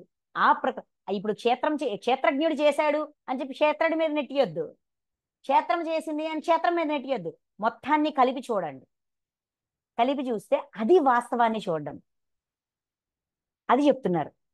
నెక్స్ట్, వేరువేరుగా గోచరించుచున్న ప్రాణులన్నీను, వేరువేరుగా గోచరించుచున్న రకరకాల ఆకారాలతో రకరకాల రూపాలతో కనిపిస్తున్న ప్రాణులన్నీను ఒకే పరమాత్మయందు స్థితమై ఉన్నవని, ఆ పరమాత్మ నుంచే ఉద్భవించినవని, ఆ పరమాత్మయందే స్థితంగా ఉన్నాయి, ఆయన యొక్క చైతన్యంతోనే ఆ ఉన్నాయి అని, అట్లే అవి అన్నీ ఆ పరమాత్మ నుండియే విస్తరించుచున్నట్లుగా, అవన్నీ ఆ పరమాత్మ నుండే విస్తరిస్తున్నాయి. అంటే ఆ పరమాత్మలో ఉన్నాయి కాబట్టి ఆ పరమాత్మలో లయమైపోతాయి అని అనుకుంటున్నాం. లేదు, ఆ పరమాత్మ స్థితికి ఎదగడానికి అవి కూడా ట్రై చేస్తున్నాయి, తమ చైతన్యాన్ని విస్తారంగా చేసుకోవడానికి ట్రై చేస్తున్నాయి అనియు ఎరింగిన పురుషుడు ఈ సత్యాన్ని, అంటే దైవం నుంచి వచ్చాము దైవంలో లయమైపోతాము అనుకుంటాం కదా, దైవంలో లయం అవ్వడం అంటే ఆ దైవమంతా ఎదగడం, ఆ పరమాత్మ స్థితికి తమ చైతన్యాన్ని విస్తరింప చేసుకుంటున్నాయి, ఆ స్థితికి ఎదగడానికి ట్రై చేస్తున్నాయి అని ఎరింగిన పురుషుడు, ఆ ఎరుక ఉన్న ఆత్మ యా జీవాత్మ ఆ క్షణముగానే సచిదానంద ఘన పరబ్రహ్మను చేరును. ఈ సత్యాన్ని తెలుసుకున్నవాడు ఇంకెంత దూరం ఈ ప్రయాణము, ఇంకెన్నాళ్ళు చెయ్యాలి, ఇంకెన్ని జన్మలెత్తాలి, నాకు మోక్షం ఎప్పుడు అని నిరుత్సాహపడకుండా సత్యాన్ని తెలుసుకుని ఓహో ఇదా సంగతి అని తేలిక పడిపోతాడు. సత్యం వల్ల వచ్చిన ఆనందాన్ని అనుభూతి చెందుతూ ఆ బ్రహ్మాండంలోని లయమవుతాడు, అంటే ఆ బ్రహ్మాండాన్ని స్వీకరిస్తాడు. సచ్చిదానంద ఘన బర బ్రహ్మను చేరును. సత్ చిత్ వల్ల ఆనందం పొందిన ఆనందాన్ని అనుభూతి చెందుతూ ఓకే ఓకే ఓకే ఎన్ని రోజులైనా పర్వాలే, మెల్లమెల్లగా నేర్చుకుంటా, నేను ఆయనంత స్థితికి ఎదగాలంటే ఆయన సాయం చేస్తున్నారు, జ్ఞానాన్ని అందిస్తున్నారు, మార్గదర్శకాన్ని ఇస్తున్నారు, శరీరాన్ని ఇస్తున్నారు, గుణాలను ఇస్తున్నారు, క్షేత్రం ఇచ్చారు, ఏంటిది బుద్ధి ఇచ్చారు, అహంకారం ఇచ్చారు, మనసు ఇచ్చారు, ఇన్ని ఇచ్చి నాకు నేర్చుకోవడానికి అవకాశం ఇస్తుంటే హాయిగా నేర్చుకుంటా, సుఖంగా ఉంటా, సంతోషంగా ఉంటా అని తెలుసుకుని వెంటనే అంతటి ఆనందాన్ని, ఆ పరమానందాన్ని అనుభూతి చెందుతారు. ఆ స్థితికి ఈజీగా చేరుకుంటారు అని చెప్తున్నారు. ఓకే. సో క్షేత్రము, క్షేత్రజ్ఞుడు, ఈ రెండిటి యొక్క సంయోగం వలన ఈ అవేర్నెస్లు వస్తాయి. కాబట్టి రెండింటిని విడివిడిగా చూడకు, కలిపి చూడు. విడివిడిగా అర్థం చేసుకుని కలిసి ప్రవర్తించడం ఎలా అనేది ఇక్కడ నేర్పించారు. ఓకే. నెక్స్ట్ అకర్తతత్వం. ఓకే, ఇవన్నీ పరమాత్మే ఇచ్చారు, అంతా పరమాత్మే, అంతా పరమాత్మే అంటున్నారు కదా, మరి ఆ కర్మఫలాలు కూడా ఆయనే అనుభవించాలి కదా. అతి తెలివిది. విపరీత జ్ఞానం వల్ల మనకి ఈ క్వశ్చన్స్ వస్తాయి. తప్పులే, రావచ్చు, రావాలి, డౌట్స్ రావాలి, సంశయాలు రావాలి. ఆ సంశయాలు వచ్చినప్పుడే మనం ప్రశ్నిస్తాం, ప్రశ్నించినప్పుడే సమాధానాన్ని పొందగలుగుతాం. కాబట్టి సంశయం రావాలి, దానికి సమాధానం ఆల్రెడీ ఇచ్చేస్తున్నారు. ఓ అర్జున, నాసరహితుడైన పరమాత్ముడు ప్రాణుల శరీరము యందున్నప్పటికీ అనాది అగుట వలనను, నిర్గుణుడు అగుట వలనను, ఎట్టి కర్మలకను కర్త కాడు. అనాది అగుట వలన, నిర్గుణుడు అగుట వలన, ఎట్టి కర్మలకను కర్త కాడు. అంటే అన్ని శరీరాల్లోనూ ఆయనే ఉన్నారు, సమానంగా ఉన్నారు, సమభావంతో ఉన్నారు. శరీరాలు ఆయనే ఇచ్చారు, అన్నీ ఆయనే ఇచ్చారు.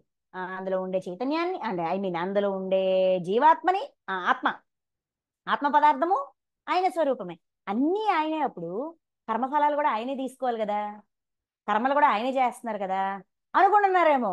No no no no no. ఆయన అనాది అగుట వలన సృష్టి యొక్క ఆది నుంచి ఉన్నారు.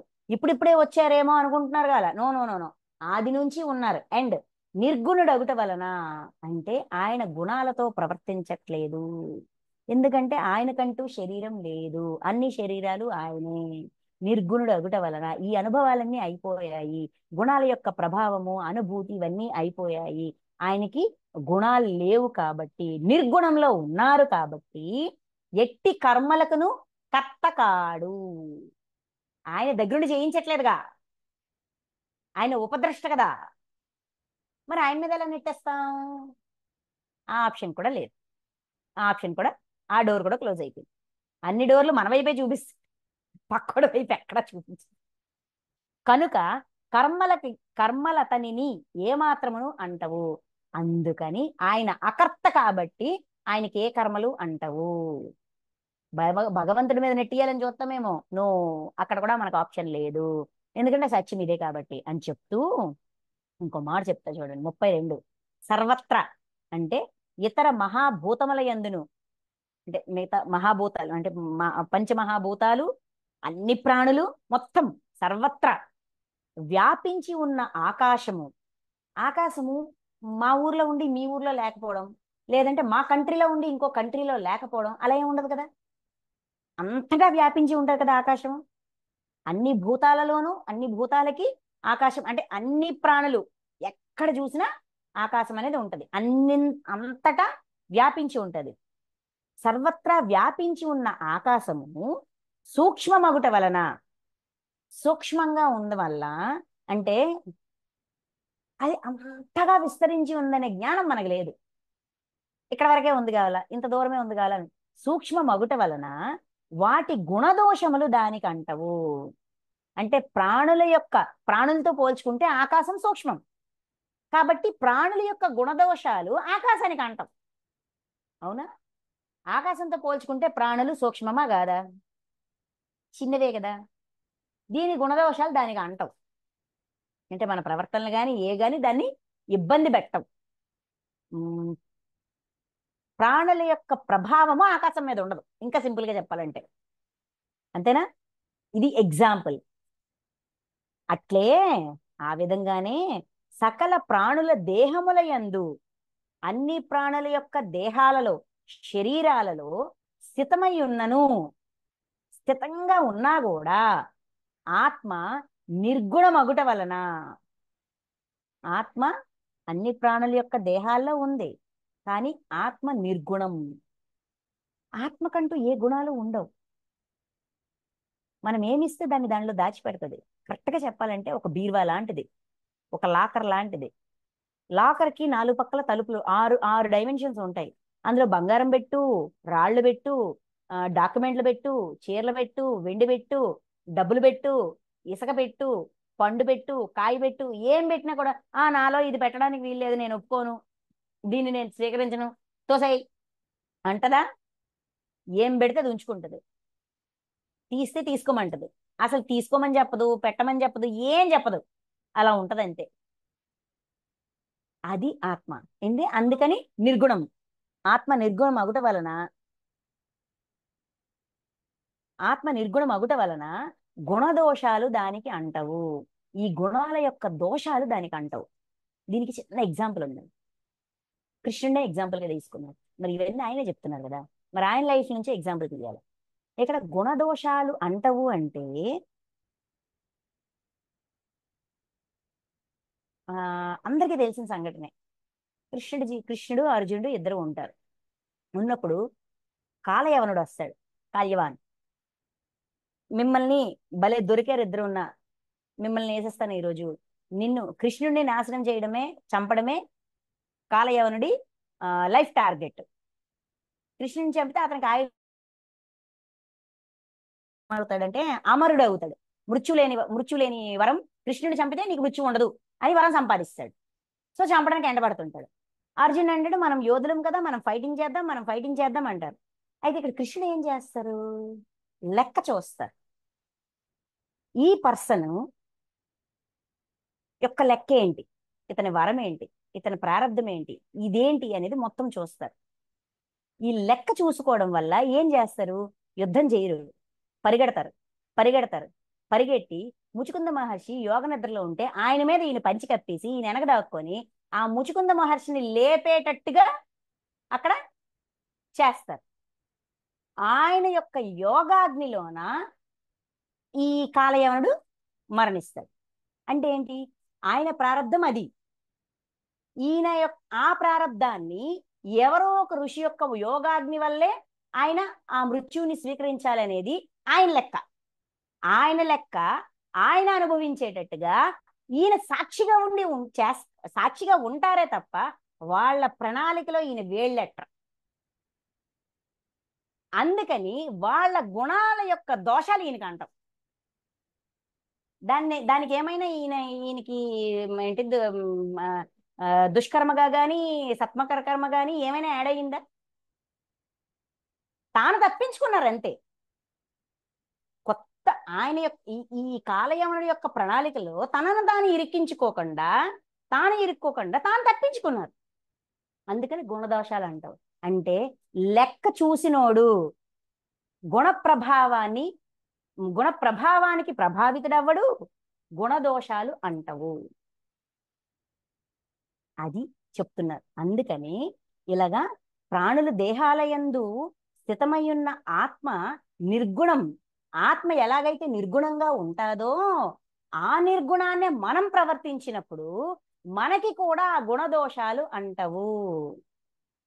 ఆ తత్వాన్ని జీవుడిగా మనం అలవర్చుకోవాలి. అందుకే మాట్లాడితే లెక్క చూడండి అంటాం సార్. అందుకే లెక్కలు చూసే విధానాన్ని మనకు అందించారు. ఎవరి లెక్కలు చూసుకున్నాం అనుకోండి, ఇప్పుడు ఇంట్లో ఎవరో మనల్ని ఇబ్బంది పెడుతున్నారు, ఫ్యామిలీ ఇబ్బంది పెడుతుంది, లేకపోతే ఇంకోటి అవుతుంది, పిల్లలు, భర్త, భార్య, అత్తమామలు, లేదంటే ఆఫీసరు, లేదంటే ఉద్యోగంలో, కాలేజీలో ప్రొఫెసరు, తోటి ఫ్రెండ్స్, ఎవడో ఏదో విధంగా అందరికీ ప్రతిరోజు ప్రతి క్షణం ఇబ్బందులు ఉంటాయి. ఇబ్బందికి కారణాన్ని వెతకండి. నేను చెప్పినట్టుగా ఏంటిది, దుఃఖ దోషాలను వెతుకువాడు దుఃఖానికి కారణమైన దోషాన్ని వెతికి ఆ దోషానికి పరిహారం చేస్తే, ప్రాయశ్చిత్తం చేస్తే అది ఆటోమేటిక్ గా దాని ప్రభావం మన మీద ఉండదు. ఈ విధంగా గుణదోషాల్లో ఇరుక్కోకుండా మనల్ని మనం సంరక్షించుకుంటాము. ఎందుకంటే మన చుట్టూ అందరూ కూడా గుణదాసులే, మనతో సహా అందరము గుణానికి దాసులమే. ఆ గుణ ప్రభావము మన మీద పడకుండా, మన ద్వారా ఇంకోల మీద పడకుండా, మనం ఇంకోల ప్రణాళికలో వేళ్లు పెట్టకుండా, మన ప్రణాళికలో ఎవరు వేళ్లు పెట్టకుండా మనల్ని మనం సంరక్షించుకోవడం, తద్వారా పక్కవాడి వల్ల మనం ఇరుక్కోకుండా ఇబ్బంది పడకుండా ఉండడానికి హెల్ప్ అవుతుంది. అందుకని క్షేత్రజ్ఞుడిగా జీవించడం, క్షేత్రజ్ఞుడి గురించి తత్వాన్ని తెలుసుకుని ఈ తత్వాన్ని ఆచరణలో పెట్టడమే జ్ఞానము. ఆ విధంగా జీవించడమే పరమాత్మ తత్వం. ద్రష్ట, గుణదోషములు దానికి అంటవు చెప్తూ అర్జున 33 ఒక్క సూర్యుడే ఈ సమస్త జగమును ప్రకాశమొనర్చుచున్నట్లు, ఒక్క సూర్యుడి నుంచే ఈ జగత్తు మొత్తానికి ప్రకాశం ఎలాగైతే వస్తుందో, వెలుగు ఎలాగైతే వస్తుందో, ఒకే ఆత్మ సర్వ ప్రాణులయందు స్థితమై వాటన్నింటినీ ప్రకాశింప అంటే చైతన్యవంతులుగా చేయుచున్నది. పరమాత్మ అన్ని ప్రాణుల్లో స్థితమై అందరికీ కూడా మార్గనిర్దేశకత్వం చేస్తున్నారు, జ్ఞానాన్ని బోధిస్తున్నారు. తాము ప్రకాశవంతులుగా చైతన్యవంతులుగా ఎదగడానికి పూర్తి సహాయ సహకారాలని అందిస్తున్నారు. ఏం కావాలంటే అది ఇస్తూ, తద్వారా జ్ఞానాన్ని పొందడానికి మార్గాలను కూడా అందిస్తూ హెల్ప్ చేస్తున్నారు. ఈ విధముగా క్షేత్రజ్ఞుల మధ్య గల అంతరమును, క్షేత్రము క్షేత్రజ్ఞుడు, ఈ వీటి మధ్యలో ఉన్న డిఫరెన్స్ ని అంటే ఆ అంతే అంతరాన్ని, ఇదేంటి క్షేత్రం అంటే ఏంటి, క్షేత్రజ్ఞుడు ఏంటి తెలుసుకుని కార్యసహిత ప్రకృతి నుండి అంటే ప్రకృతి నుంచే కార్యాలు చేస్తున్నాము, విముక్తులగుటకు ఆ ప్రకృతి నుండి చేసే కార్యాల యొక్క ఎఫెక్ట్ మన మీద పడకుండా విముక్తులగుటకు ఉపాయములను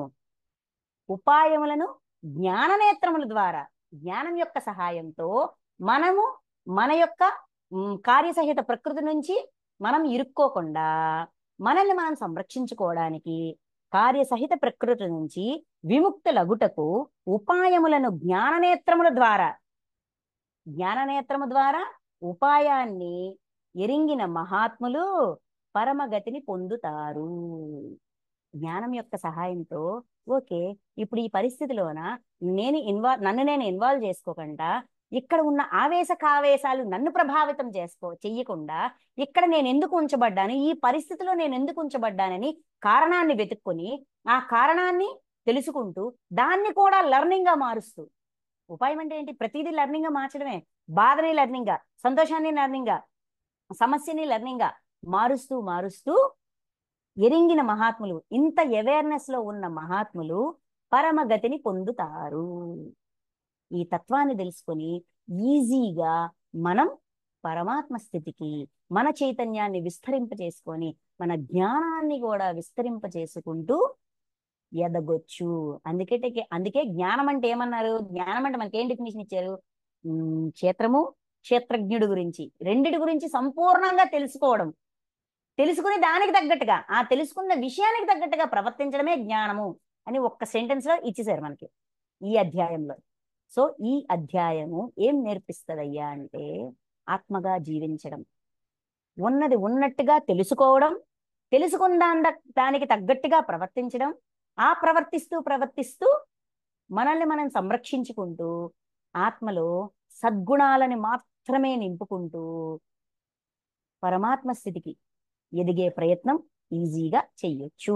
ఇది సాధ్యమే. ఇవన్నీ కూడా అర్జునుడు అడిగిన ఒక్క ప్రశ్నకి సమాధానాలు. ఏంటది, సగుణ రూప భక్తుల, నిరాకార రూప భక్తుల ఎవరు శ్రేష్ఠులు అని అర్జునుడు అడిగిన ప్రశ్నకి పరమాత్మ ఇస్తున్న సమాధానాలు. Thank you masters, thank you so much.